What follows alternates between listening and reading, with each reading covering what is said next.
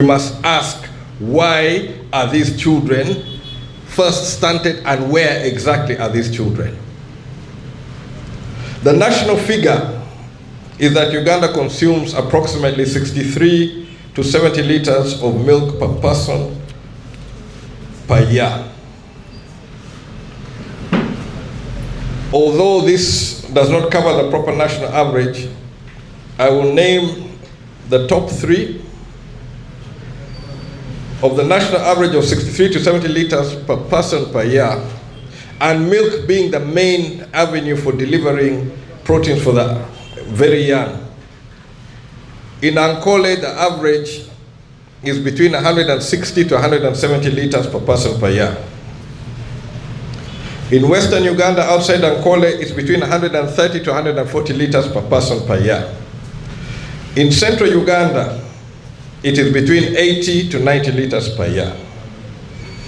But now let me come to the bottom of this distribution of milk, which gives you an idea of where the nutritional deficits are. In Teso, which was once the leading area of cattle in Uganda, today we have 35 to 45 liters per person per year. In Acholi, it is 25 to 35 liters per person per year. In Lango, it is 16 to 20 liters per person per year. The reason I'm stressing this one is that those 2 million children are not distributed equally across the country. There are places where they are more concentrated, and it mirrors the aspect of the amount of milk consumption per person per year. So these disparities don't only respect milk consumption, but they also respect the child nutrition, anemia, and stunting. The question therefore becomes, why should the opportunity available to a Ugandan child depend heavily on where they were born? To create these disparities, the children merely inherit them. The regions with the lowest milk consumption today are largely the same regions which suffered the greatest destruction in their productive livestock economy in the late 80s. Cattle were not merely wealth. They were the productive foundation for rural life. They provided milk for the children every day. They generated household income. They paid school fees. They financed medical care. They provided draft oxen for cultivation. They maintained soil fertility through manure. They were productive capital upon which communities depended, entire communities depended. When the cattle disappeared, communities lost much more than animals. They lost nutrition, they lost productive capacity, they lost food security, they lost income, and they lost the foundation upon which generations could be raised. And the consequences of what happened in the late 80s is what we're feeling today with this child stunting and child malnutrition, which is affecting particular regions or particular communities more than others. This agony of the late 80s has been passed from generation to generation. The generation today are paying a price for something which they are totally not aware of. In the new vision of 27th June 1989, President Yoweri Museveni responded to questions concerning the destruction of houses and granaries during the military operations. He said, "In the few remaining areas, there isn't any food anymore. So there's nothing left, nothing more to destroy." A president saying in an area where military operations are taking place, there is no more food to destroy. Milton Obote, drawing attention to the significance of that statement in his writing of Notes on Concealment of Genocide in Uganda, asked Ugandans to reflect on what it meant to communities to reach a point where literally there was nothing more to destroy. In the same period, President Museveni acknowledged that approximately 2.7 million Ugandans in northern and northeastern Uganda had been rendered destitute because of the conflict.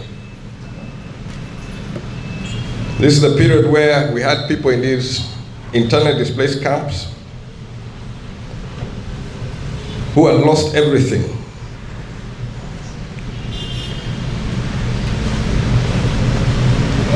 But the Rehabilitation and Development Plan which NRM introduced, or which they plagiarized from UPC, contained certain elements which defeat the logic.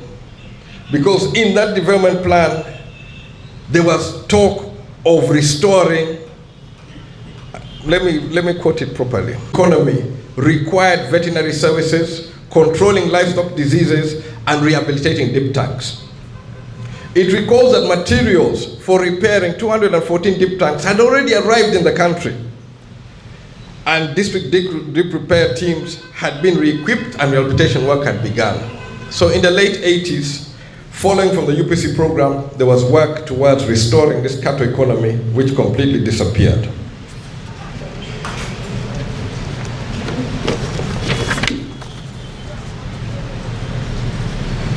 It is on this basis that I, through the Jimmy Akena Foundation, have undertaken to be repairing dip tanks in many of these areas. Because the dip tank provides a key element whereby you can deal with the cattle diseases and be able to restore that economy. A lot of this logic was based on a book I read way back by somebody called Charles Swindoll about the restoration of Jerusalem after the exile in Babylon, and it's based on the book of Nehemiah. The book is entitled Hand Me Another Brick. In my case, show me another dip tank. Because I am not ready to wait for government to repair something which is vitally important. I cannot repair all the dip tanks. I cannot take the role of government. But every dip tank which I can repair will be a source whereby we can help maintain at least some families and the like. For me, it began with repairing our own dip tank in Akokoro, which stopped working in 1987 when our animals were raided, and my paternal grandfather, i.e. the father of my father, Stanley Opeto, was murdered in August of 1987. Next week will be the 39th anniversary from his death and the loss of the animals. I raise this not out of anger or malice, because in my case I first had to come to terms and to forgive. I repaired, or I worked on the graves of my grandfather and others who we lost in that period. But one important thing I need to note here is that I had a special guest who actually ended up taking being the photographer, and this was none other than Jaffa Amin. I raise this on the basis that we're dealing with questions of reconciliation and looking at a greater future. How did Jaffa end up in Akokoro on that particular day was brought about because of the work of Ambassador Olara Otunu and the former Chief Justice Owiny Dolo. Earlier on, we had a gathering in Koboko where we brought together the communities of Lango, of Acholi, and West Nile as we sought reconciliation and peace. So in that October of last year, Jaffa Amin was my special guest in Akokoro as I honored those who had passed while we were away. But this is all part of the question of building a future which we can all stand for. And on that note, I want to thank Dr. Olara Otunu, together with Chief Justice Owiny Dolo, for fostering the unity of our peoples. And it's on that basis that I continue to raise this alarm. Of the 2 million Ugandan children, the highest concentration are in our regions. Lango is at the bottom of the whole of Uganda on milk consumption per capita. It is closely followed by Teso. Then it is followed by Acholi. Then Busoga, unfortunately, also finds itself in the mix. On top of that, you have West Nile. But all of this milk consumption is pointing towards we are not catering for the next generation of Ugandans to be productive and to be useful. It's a problem, and it's not a problem which started now. I am tracing its roots to the late 80s, where we had statements that food was destroyed. Today, we have the consequence. 2 million Ugandan children under the age of 5 are stunted, particularly in the regions which lost everything. There's been talk of restocking. We keep going around restocking. As UPC, we have presented ideas which can work for these people of Uganda, which can work for the people of Lango, work for the people of Acholi, work for the people of West Nile, of Karamoja, who are now starving today. Until we're able to have an honest conversation, until we're able to address the difficulties which we face as a community, that is the only way we're going to be able to resolve some of the underlying issues. So the question of hunger, the question of starving children is a much bigger issue. And as Jimmy Akena, Uganda People's Congress, we are not prepared to let it go. Our future depends on the children. If we cannot raise a next generation of children who can be productive, who can be able to carry the dreams forward, we have failed. I am not ready to be part of that failure.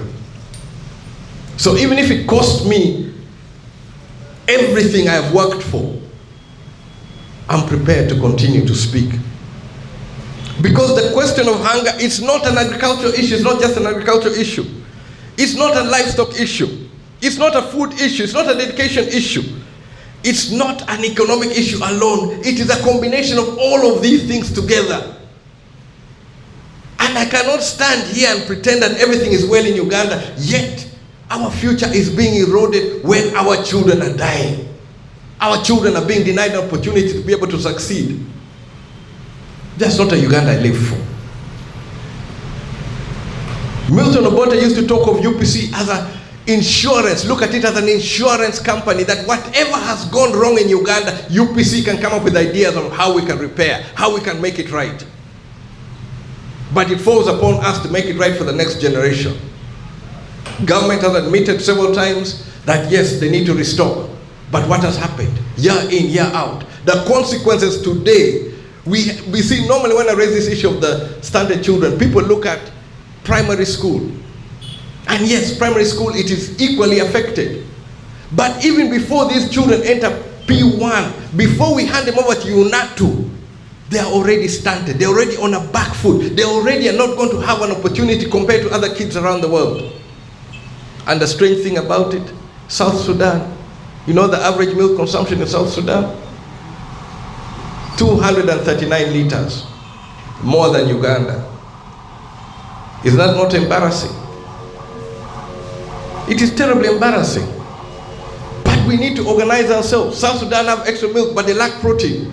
They lack an agricultural economy. Our economy, that's part of the question of integration. If you look around the region, you look at Ethiopia, Ethiopia has excess animals. Uganda has excess production in areas where we can be able to thrive.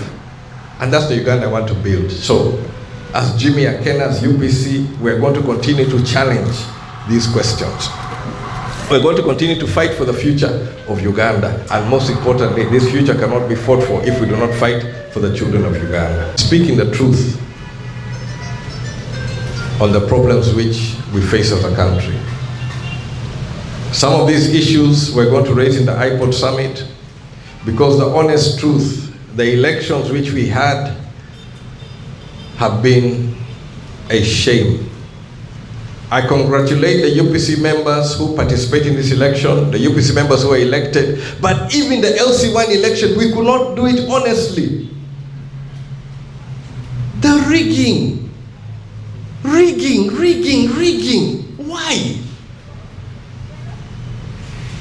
General election Election a mess. Even LC1, you cannot do things properly. Why? What is the future of Uganda? What are we trying to prove to ourselves? That we cannot do something right? No. In iPod, we will discuss it. But for people who say they went to the bush because the elections were rigged, and then you give us these nonsense and equality elections, it can't work. Democracy has certain rules, certain expectations. Ugandans are being treated to comical aspects of election. People deciding elsewhere who should be leaders. That's not democracy. Democracy depends on the people having a right to choose their own leaders and the parties being able to fill the leaders without interference. So I congratulate those who succeeded, but this election of LC1 falls together with the other elections as a farcical use of a good process to undermine for, I would say, parochial advantage, but not for the advantage of the people of Uganda. I say all this for God of my country.